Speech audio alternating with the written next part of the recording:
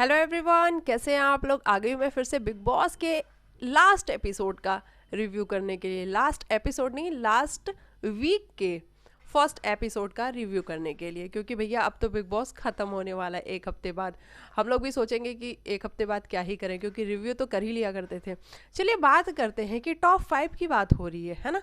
Big boss ने audience को बुलाया है घर के अंदर, और घर के अंदर ऑडियंस जो आई हुई है वो मुंबई, पुणे, है ना, इन्हीं सब एरियाज से ऑडियंस पहुंची हुई है। और वहाँ पे पता नहीं किसी की फ़ैन फॉलोइंग, मतलब मुझे ऐसा लगता है कि अगर मुंबई महाराष्ट्र के लोग होंगे तो वो शिव के फैंस होंगे, अगर पुणे से ऑडियंस आई होगी तो वो स्टैन की फैंस होगी। लेकिन अर्चना, शालीन, निमृत, प्रियंका, इनके फैंस कहाँ हैं? तो अगर जो ये सिर्फ पुणे, मुंबई, अगर यहाँ के ऑडियंस को बुला करके और वोटिंग कराई जाती है और टॉप 5 डिसाइड किया जाता है, तो उस हिसाब से तो फिर शालीन, अर्चना, इनमें से किसी का भी निकलना तय है ना। क्योंकि वो ऑडियंस तो शिव की ऑडियंस है, स्टैन की ऑडियंस है, वो उनको सपोर्ट करने आई है ना। तो देखना बड़ा ही दिलचस्प होने वाला है कि ये जो ऑडियंस आई है घर में, ये अगर किसी को वोट आउट करती है, किसी को बाहर निकालती है, तो वो किसको बाहर निकालने वाली है। चलिए हम अपने टॉप 5 की बात करते हैं। वैसे तो आज घर के अंदर बिग बॉस ने भी कराया ही है कि भैया आप लोग अपने टॉप 6 डिसाइड कर लो कि कौन किस रैंक पे आता है। और इन लोगों ने जिस तरीके से डिसाइड किया है, हालांकि कुछ हद तक तो ठीक था। हम सबसे पहले बात करते हैं कि टॉप मतलब 6 नंबर पे कौन होना चाहिए। आप बता दो कि 6 नंबर पे कौन होना चाहिए।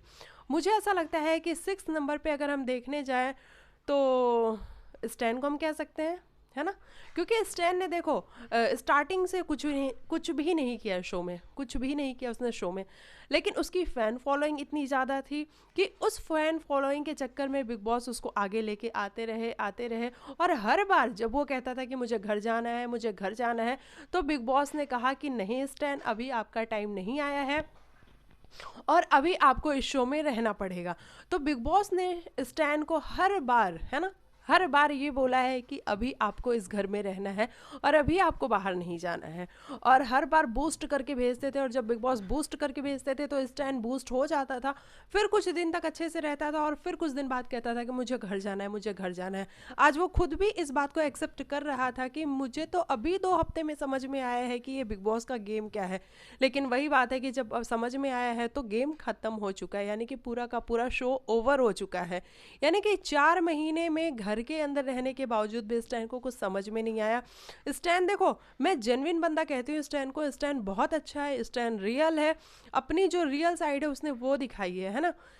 एक सेकेंड, अपनी रियल साइड दिखाई है स्टैन ने, जेन्युइनली रहा है, जो भी उसके मन में आया उसने वही बोला है। ऐसा नहीं है कि वो कैमरास के लिए कुछ कर रहा है या फिर अपने आप को प्रूफ करने के लिए कुछ कर रहा है। तो स्टैन ने जो भी किया रियल किया। लेकिन अगर शो में इन्वॉल्वमेंट की बात की जाए तो मुझे लगता है कि नंबर 6 पे स्टैन होना चाहिए। अच्छा, अब नंबर 5 की हम बात करते हैं। नंबर 5 पे मेरे हिसाब से निमृत होनी चाहिए, क्योंकि निमृत ने वही वाली बात हो गई कि अभी शेखर सर आए थे और उन्होंने कहा कि जब आप कैप्टन बनी, स्टार्टिंग में जब बिग बॉस ने आपको कैप्टन बनाया तब आप बहुत अच्छी लीडर दिखी, है ना। आपके अंदर वो क्वालिटी दिखी कि आप सभी को लीड कर सकती हैं, आप लोगों को ऑर्डर दे सकती हैं। उसके बाद से आप तब देखी जबकि सीज़न एंड हो गया और बिग बॉस ने आपको टिकट टू फिनाले, यानी कि उस नतीजे से टिकट टू फिनाले देने के लिए आपको वापस से कैप्टन बना दिया। यानी कि आप स्टार्टिंग में देखी और लास्ट में देखी, और बीच में तो आप गायब भी थी, लॉस्ट थी, है ना। जैसा कि बिग बॉस ने खुद ही कहा था कि निमृत लॉस्ट कैटेगरी में आती हैं। तो बिग बॉस जब निमृत लॉस्ट कैटेगरी से आपने सीधा जब उनको टिकट टू फिनाले दिया तो वहीं से क्वेश्चंस उठने तो शुरू ही हो गए थे, है ना।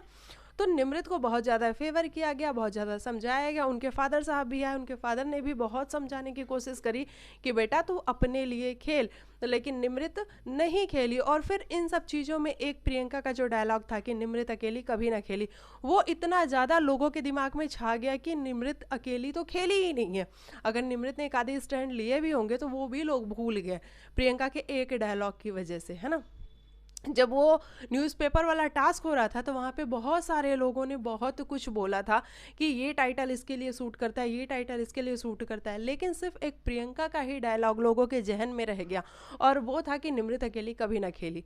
और उस वजह से भी निमृत का गेम बहुत ज़्यादा डाउन चला गया। और निमृत मेरे हिसाब से जो बाकी अभी घर के अंदर कंटेस्टेंट है, 4 लोग बचे हुए, उनसे कम योगदान मुझे निमृत का दिखता है।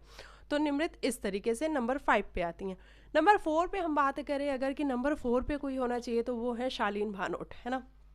शालीन ने अपनी बहुत ऐसी तैसी करवाई है, अपनी बहुत इमेज की धज्जियाँ उड़वाई हैं, अपने ऊपर बहुत सारे जोक्स लिए हैं, हर बार वो मजाक का पात्र बने हैं, हर कोई आके उनका मजाक उड़ा के चला जाता है, लेकिन फिर भी शालीन हंसते हुए नजर आए हैं, है ना। फिर भी शालीन हंसते हुए नजर आए हैं, हर बात को सहते सुनते हुए नजर आए हैं। मुझे नहीं लगता शालीन जिस तरीके से आज इनोसेंट बन रहा था कि मुझे तो शिव की बात समझ ही नहीं आ रहा है, जिस तरीके से शिव बोल रहा था कि कुछ कंटेस्टेंट हैं जो मेरे पास आते रहे हाथ जोड़ के, मैं उनको हकालता रहा, फिर भी वो मेरे पास हाथ जोड़ के आते रहे, मैं उनको हकालता रहा। मुझे नहीं लगता कि शालीन इतना मतलब उसका दिमाग काम नहीं कर रहा था कि उसको समझ में ना आए कि शिव किसके बारे में बात कर रहे हैं। वहाँ लोग सब समझ रहे थे कि शिव शालीन की बात कर रहा है। अर्चना ने कहा भाई ये तेरी बात कर रहा है, तब जाके शालीन को समझ में अच्छा ये मेरी बात कर रहा है। तो शालीन इतना भी इनोसेंट नहीं है ना, इतना भी इनोसेंट नहीं है, लेकिन जिस तरीके से वो बच्चा बन जाता है अपनी कन्वीनियंस के हिसाब से, अपनी कन्वीनियंस के हिसाब से बड़ा बन जाता है। तो शालीन ने भी बहुत कुछ किया है शो के लिए, चाहे आप कह सकते हो खुद के फ़ायदे के लिए किया है। टीना के साथ उसने कभी लव वाला एंगल खेला, कभी सौंदर्या के साथ खेला, कभी सुम्बुल के साथ उसने बहुत सारी हरकतें करी। तो वो जो जिस तरीके से डे 1 से लेकर के आज भी कोई ऐसा आप वीकेंड का वार बता दो जिसमें शालीन की बात ना हुई हो, कोई भी वीकेंड का वार बता दो। पहले वो सुम्बुल के साथ उसका वीकेंड के वार पे क्लास लगती थी, फिर टीना के साथ लगने लगी, फिर स्टैन के साथ 2-2 बारी झगड़े में लगने लगी। तो हर एक वीकेंड के वार पे शालीन की बात हुई है। तो इसका ये मतलब होता है कि शालीन ने भी शो के लिए बहुत कुछ किया है, भले अपनी अपनी इज्जत की धज्जियाँ ही उड़वाई हो, कुछ भी किया हो, लेकिन किया तो है। तो नंबर 4 पे आप शालीन को रख सकते हो। नंबर 3 की अगर हम बात करें तो वहाँ पे आती हैं अर्चना गौतम। मुझे ऐसा लगता है कि नंबर 3 तो अर्चना डिज़र्व ही करती है। जिस तरीके से अर्चना की एंट्री जब हुई थी घर के अंदर, तब अर्चना को कोई नहीं जानता था, ना उसकी कोई फ़ैन फॉलोइंग थी, ना तो लोग उसको जानते थे। लेकिन अर्चना ने घर में एंटरटेनमेंट का माहौल बनाने की बात कर लो, घर में लड़ाई झगड़े की बात कर लो, घर में कोई मुद्दा उठाने की बात कर लो, साजिद खान से जो कोई मतलब अपनी आवाज़ ऊंची करके नहीं बात कर सकता था, उस साजिद खान से लड़ने की बात कर लो, तो हर जगह अर्चना ने अपनी आवाज़ उठाई है। और कई बारी उसने जो मुद्दे उठाए वो मुद्दे बहुत सही होते थे, बहुत जेन्युइन होते थे, बहुत अच्छे होते थे। लेकिन अर्चना का जो जवान है उसकी, है ना, वो थोड़ी सी प्रॉब्लम कर जाती है, क्योंकि वो बहुत ज़्यादा दूर तक चली जाती है उसकी जो जवान है।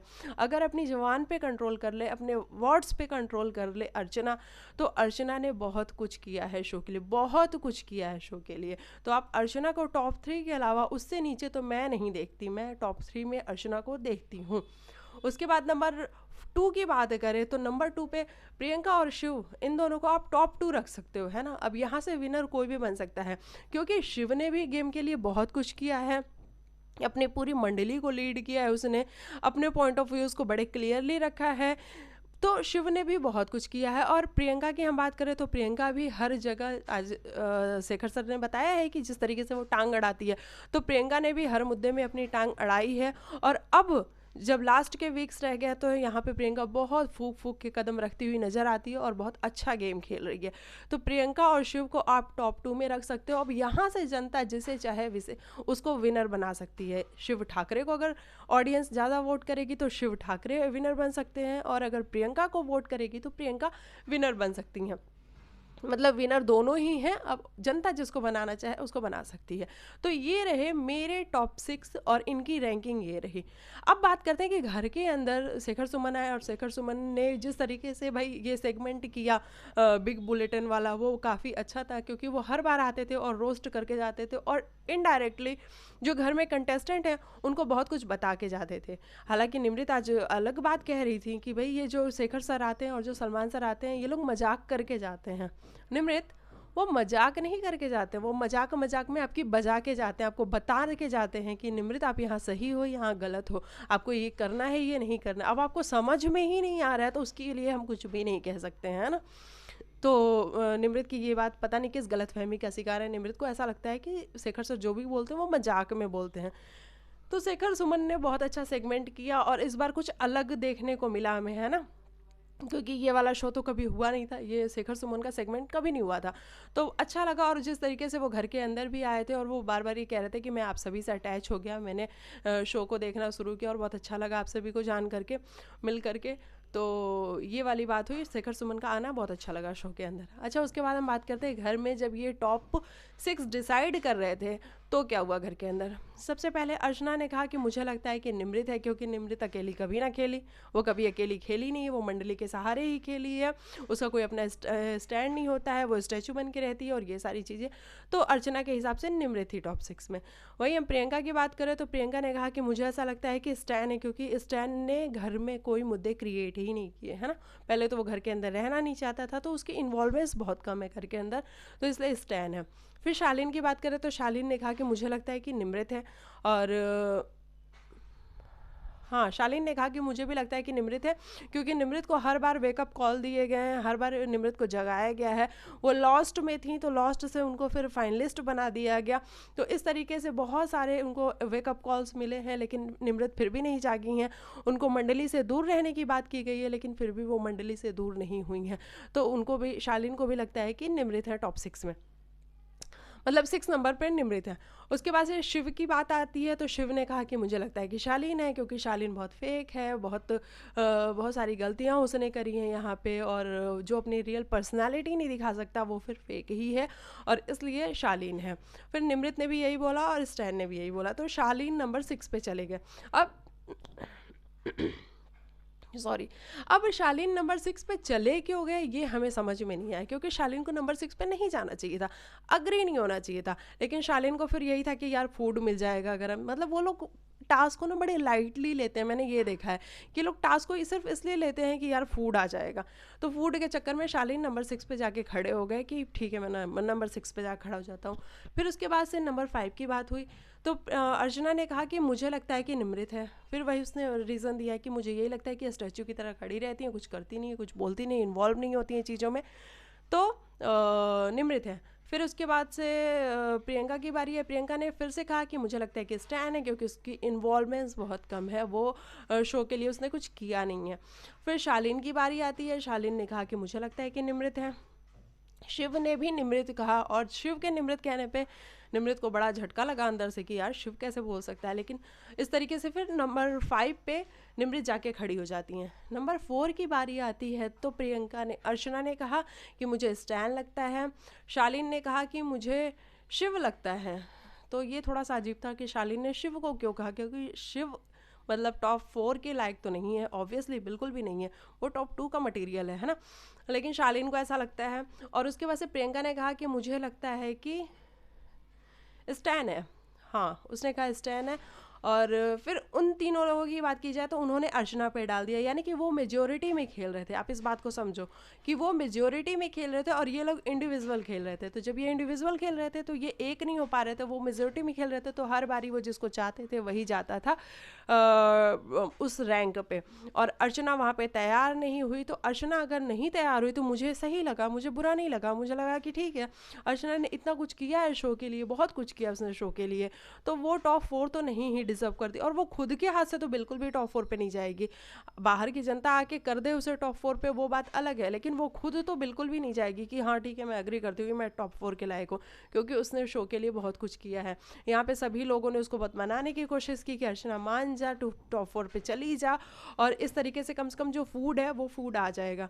लेकिन अर्चना नहीं मानी, और फिर जो कॉमन का राशन था वो कॉमन का राशन इन लोगों को मिला। और इसके लिए फिर प्रियंका ने भी बहुत कुछ सुनाया कि अर्चना तो ऐसा कैसे कर सकती है, पिछले 3 बार से, है ना, 3 बार से फूड नहीं आ रहा है, राशन नहीं आ रहा है, वो सिर्फ और सिर्फ तुम्हारी वजह से नहीं आ रहा है। और वहीं बिग बॉस ने भी, हमने देखा कि बिग बॉस ने कहा कि प्रियंका आप बताइए कि अभी जो राशन गया है वो किसकी वजह से गया है।